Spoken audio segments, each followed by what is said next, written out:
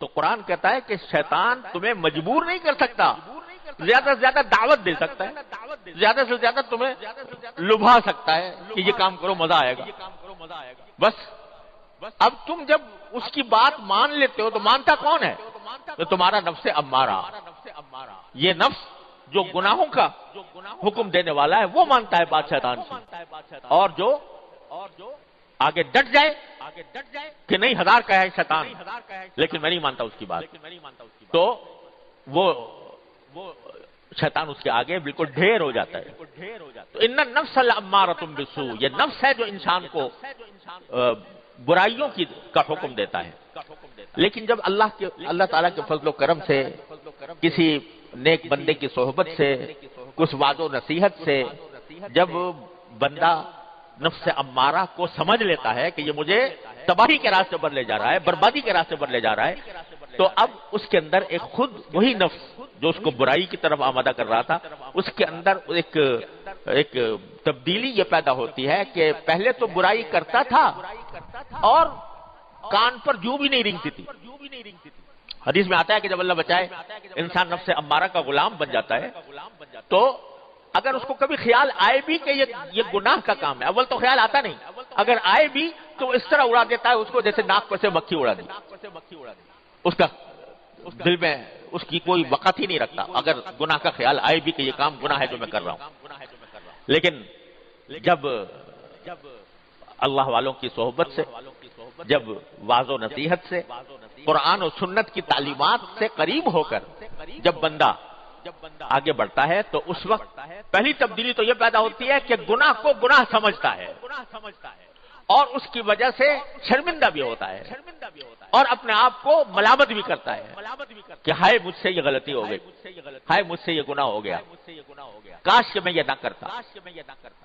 تو یہ مرحلہ ہے کہ جس کو قرآن کریم نے تعبیر کیا ہے نفس لوامہ، لا اقسم بیوم القیامت ولا اقسم بالنفس اللوامہ، یہ نفس لوامہ ہو جائے۔ لوامہ کے معنی کیا ہے؟ ملامت کرنے والا۔ وہی نفس جو پہلے کہہ رہا تھا گناہ کرو، وہ گناہ کرنے کے باوجود دل میں ملامت پیدا کرتا ہے کہ ہائے مجھ سے یہ ہو گیا، ندامت پیدا ہوتی ہے۔ تو اس کا نتیجہ کیا ہوتا ہے کہ آدمی پھر استغفار کی طرف مائل ہوتا ہے کہ ہائے مجھ سے ہو تو گیا لیکن اے اللہ مجھ سے غلطی ہو گئی، میں گنہگار ہوں، میں اقراری مجرم بن کر آپ کے سامنے حاضر ہوں، اے اللہ اپنے رحمت سے مجھے معاف کر دے کہ مجھ سے یہ گناہ ہو گیا، آئندہ کے لیے توبہ کرتا ہوں، آئندہ نہیں کروں گا۔ تو نفس لوامہ جو ہے وہ انسان کو نفس امارہ کی گرفت سے رفتہ رفتہ چھڑاتا ہے، رفتہ رفتہ چھڑاتا ہے۔ کس طرح چھڑاتا ہے کہ وہ آدمی جو ہے اس کے دل میں اب ندامتیں پیدا ہو رہی ہیں، پشیمان ہو رہا ہے اور آہیں بھر رہا ہے، اللہ کے سامنے بیٹھتا ہے تو رو رو کر اس سے مانگتا ہے کہ اللہ مجھ سے غلطی ہو گئی مجھے معاف کر دے، یا اللہ مجھ سے غلطی ہو گئی مجھے معاف کرے، استغفار کرتا ہے۔ استغفار کرنے والا سمجھ لو کہ الحمدللہ نفس امارہ کی سلطنت سے نکل آیا، اب وہ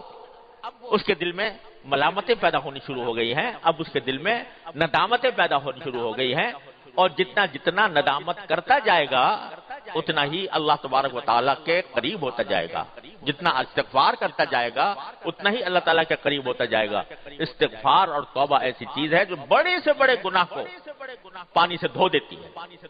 اس واسطے نفس لوامہ ہے تو یہ بہت غنیمت بات ہے۔ اگر گناہ کو گناہ سمجھ رہا ہے، اس پر نادم ہے، شرمسار ہے، اللہ کے سامنے استغفار کرتا ہے تو الحمدللہ سمجھو انشاءاللہ قدم بڑھ رہے ہیں، آگے کی طرف بڑھ رہے ہیں، یہ نفس اب لوامہ ہو چکا ہے۔ اللہ بچائے بری بلا یہ ہے کہ چوری اور سینہ زوری، کہ آدمی گناہ کرے اور اس گناہ کو صحیح سمجھے، کوئی دوسرا اگر ٹوکے بھی تو کہے گی تم دقیانوسی باتیں کر رہے ہو، تم پرانی باتیں کر رہے ہو، اب تو زمانہ بدل گیا، اب کے حالات بدل گئے، اب وہ تم ہمیں 1400 سال پہلے کے زمانے کی طرف لے جانا چاہتے ہو، بحثیں کرتا ہے، یہ ہے نفس امارہ۔ لیکن کوئی کہتا ہے بھئی ہاں واقعتاً کوئی کسی نے گناہ کی طرف توجہ دلائی، بھئی واقعتاً ہے تو وہی میں مبتلا ہو گیا اس گناہ کے اندر، لیکن اقرار کرتا ہوں کہ یہ گناہ ہے، ندامت کا اظہار کرتا ہوں کہ یہ گناہ ہے، اللہ سے مانگتا ہوں کہ اللہ مجھے میری مغفرت فرما دے، تو اب یہ نفس لوامہ بن گیا۔ نفس لوامہ جو ہے پہلے تو ملامت پیدا کرتا ہے، گناہ تو ہوا مگر ساتھ ہی دل میں ملامت بھی ہوئی، پہلے تو ملامت پیدا کرتا ہے۔ یہ ملامت انسان کو مجاہدے پر آمادہ کرتی ہے بعد میں۔ نفس لوامہ صحیح معنی میں وہ ہے کہ جو انسان کو پھر آمادہ کرتی ہے اس بات پر کہ آئندہ نہ کرو، اور وہ اس کے لیے مشقت مجاہدہ کرتا ہے، مشقت۔ دل تو چاہ رہا ہے لیکن آدمی اپنے آپ سے کہتا ہے کہ دیکھو کتنی مرتبہ مجھ سے یہ غلطی ہوئی ہے اور میرے دل نے مجھے ملامت بھی کی ہے، میں نادم بھی ہوا ہوں، میں نے استغفار بھی کیا ہے، لیکن پھر بھی میں جا رہا ہوں۔ آخر کوئی حد تو ہوگی اس کی، آخر کوئی انتہا تو ہوگی۔ اس وقت وہ آدمی ڈٹتا ہے اور یہ مجاہدہ کرتا ہے کہ نفس میرا کچھ بھی کہے، مجھے کسی لذت پر بھی آمادہ کرے، لیکن میں اب اپنے اللہ کے سامنے جواب دے ہوں، میں مشقت اٹھا کر اس نفس سے امارہ کو شکست دوں گا اور مجاہدہ کر کے محنت کر کے میں آگے بڑھوں گا۔ تو جب یہ مرحلہ آ جاتا ہے تو جاہدوا فی سبیلہ، اللہ کے راستے میں جہاد شروع ہو گیا، اللہ کے راستے میں مجاہدہ شروع ہو گیا، اور انسان جو ہے وہ اس پر ڈٹ گیا، کچھ ہو جائے مگر اللہ کے ساتھ اللہ کی نافرمانی نہیں کروں گا، یہ دل میں اس کے داعیہ پیدا ہوتا ہے۔ تو نفس لوامہ اس کو لے جاتا ہے گناہوں سے بچنے کی طرف، مجاہدے کی طرف، کہ مجاہدہ کروں گا۔ جب یہ مجاہدہ چلتا رہتا ہے تو شروع میں ایسا ہوتا ہے کہ انسان کی اپنے نفس اور شیطان سے کشتی ہوتی ہے، مقابلہ ہوتا ہے، اور مقابلے اور کشتی میں کبھی اس نے ڈھا دیا کبھی اس نے ڈھا دیا، کبھی یہ غالب آ گیا اور نفس امارہ کو شکست دے دی، نفس لوامہ بن گیا نا، تو اب کبھی نفس امارہ کو شکست دے دی، الحمدللہ اس پر اللہ کا شکر ادا کرتا ہے۔ کبھی کسی وقت موقع پاتا ہے تو وہ پھر دوبارہ ڈس جاتا ہے، دوبارہ آ کر نفس امارہ حملہ کر دیتا ہے اور یہ چت ہو جاتا ہے، لیکن چت ہونے کے باوجود اس پر سینہ زوری نہیں کرتا، دوبارہ اللہ تبارک و تعالیٰ کی بارگاہ میں حاضر ہوتا ہے، یا اللہ میں نے ارادہ تو کیا تھا، میں نے ایک مرتبہ اس کو شکست بھی دی تھی، میں نے اپنے آپ کو مجاہدہ کرنے پر آمادہ بھی کیا تھا، لیکن پھر میں مبتلا ہو گیا اپنے نفس کے، یا اللہ مجھے معاف کر دے، یا اللہ مجھے معاف کر دے۔ تو کیا ہوتا ہے کہ جب استغفار کثرت سے کرتا رہتا ہے بندہ، استغفار کثرت سے کرتا رہتا ہے اور مجاہدہ کرتا رہتا ہے اور کوشش کرتا رہتا ہے، تو ایک وقت ایسا آ جاتا ہے اور ضرور آ جاتا ہے کہ اب یہ نفس مطمئنہ بن جاتا ہے، نفس مطمئنہ، یا ایتھا النفس المطمئنہ ارجعی الی ربک راضیۃ مرضیہ۔ نفس مطمئنہ بننے کے کیا معنی؟ کہ اب اس میں خواہشیں ہی اچھی پیدا ہوتی ہیں، اب اس میں وہ خواہشیں جو پرانی ہوا کرتی تھیں، گناہوں کی خواہش اور معصیتوں کی خواہش، وہ خواہشیں دب جاتی ہیں، یہ سمجھ لو فنا نہیں ہوتی، لیکن دھیمی پڑ جاتی ہیں، ہلکی پڑ جاتی ہیں، اور دھیمی ہلکی پڑ جانے کے نتیجے میں جو اچھی خواہشات ہیں وہ ابھر کر آتی ہیں، اور اس کا نتیجہ یہ ہوتا ہے کہ آدمی بڑا اطمینان کی زندگی گزارتا ہے، الحمدللہ میں اپنے رب کے آگے سرخ روح ہوں گا انشاءاللہ۔ یہ نفس مطمئنہ ہے، آخر میں جا کر نتیجہ یہ نکلتا ہے، شروع ہوا تھا نفس امارہ سے اور انتہا ہوئی آ کر نفس مطمئنہ پر، لیکن کس طرح ہوئی؟ مجاہدے سے ہوئی، کوشش کر کے ہوئی، ہاتھ پہ ہاتھ دھر کے بیٹھ جائے آدمی اور یہ چاہے کہ میں چھلانگ لگا کر نفس مطمئنہ پیدا کر لوں، یہ نہیں ہو سکتا، ان مدارج سے گزرنا پڑے گا، ان مدارج سے گزرنے کے لیے مجاہدہ کرنا پڑے گا، اپنے آپ کو تیار کرنا پڑے گا، مشقتیں اٹھانی پڑیں گی، اور اس میں اگر دل ٹوٹتا ہے تو ٹوٹے، آرزویں برباد ہوتی ہیں تو ہوں، تمنائیں پامال ہوتی ہیں تو ہوا کریں، لیکن میں اپنے اللہ کو راضی کرنے کے لیے تیار ہوں۔ تو یہ سارے مدارج ہیں جن سے انسان گزرتا ہے تو اس کو نفس مطمئنہ حاصل ہو جاتا ہے، اور قرآن کریم کہتا ہے کہ جب نفس مطمئنہ حاصل ہو جاتا ہے اور اس انسان کا انتقال ہوتا ہے، جب اس کو موت آتی ہے تو یہ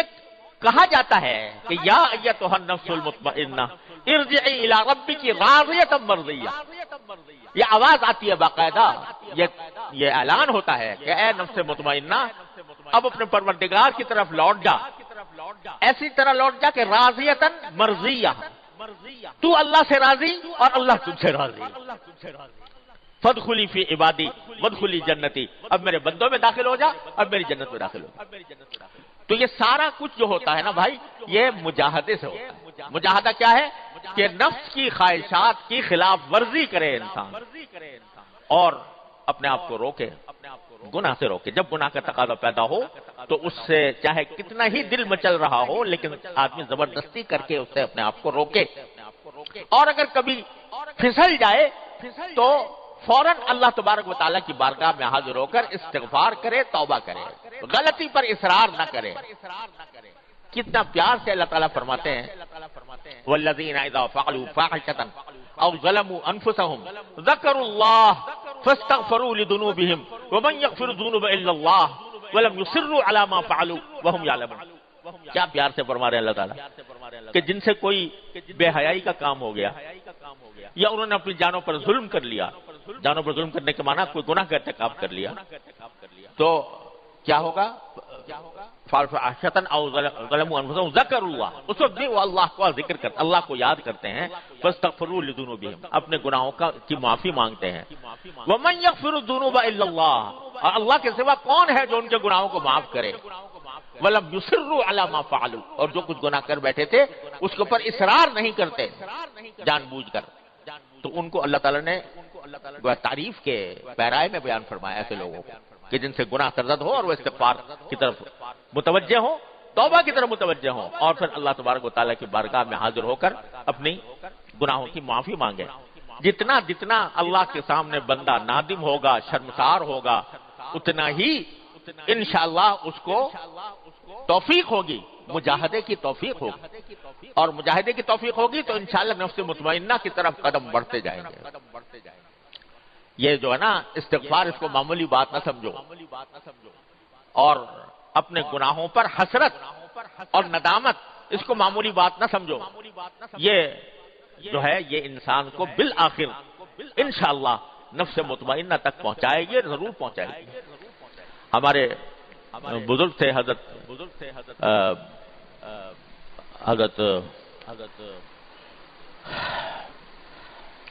بابا نجم احسن صاحب رحمۃ اللہ علیہ، جو ہمارے کلیم صاحب ہیں، ان کے گھر میں رہتے تھے اور انہوں نے انہی کی آغوش میں پرورش پائی. تو اللہ تبارک و تعالیٰ نے ان کو حضرت حکیم الامت قدس اللہ تعالیٰ سرہ کی صحبت عطا فرمائی تھی، اور ان کے خلیفہ بھی تھے. بظاہر تو جدید تعلیم یافتہ تھے، کوئی باقاعدہ درس نظامی پڑھے ہوئے نہیں تھے، لیکن اللہ تعالیٰ نے حضرت حکیم الامت کی صحبت نصیب فرمائی تو اللہ تعالیٰ نے ان کو خلافت بھی عطا فرمائی. شاعر بھی بہت اچھے تھے. ان کا ایک شعر مجھے بہت ہی یاد آتا ہے اور بڑا اچھا لگتا ہے. وہ فرماتے ہیں کہ دولتیں مل گئی ہے آہوں کی، دولتیں مل گئی ہے آہوں کی، ایسی تیسی میرے گناہوں کی. یعنی جب یہ آہوں کی دولت مل جائے کہ آدمی اللہ کے سامنے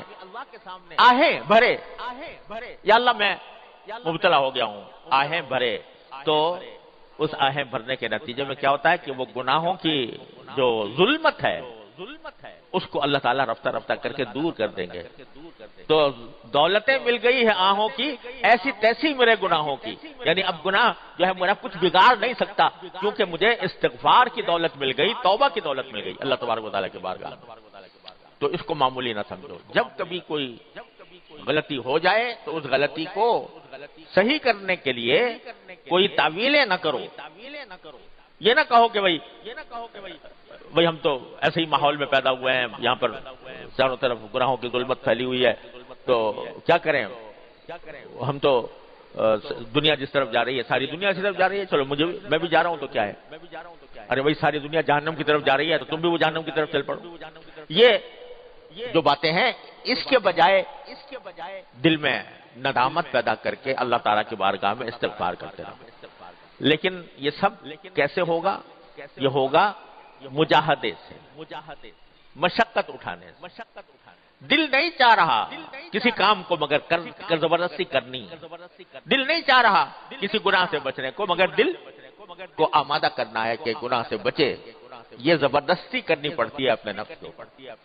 اور یہ زبردستی صرف دین کے ساتھ خاص نہیں ہے، تم دنیا کے معاملات میں بھی زبردستی کرتے ہو۔ جب کسی جگہ کسی کی ملازمت ہو گئی، اس کو صبح اٹھ کے سویرے جانا ہے، نیند آ رہی ہے، آرام کو دل چاہ رہا ہے، لیکن کیا کرے گا؟ ملازم ہے، وقت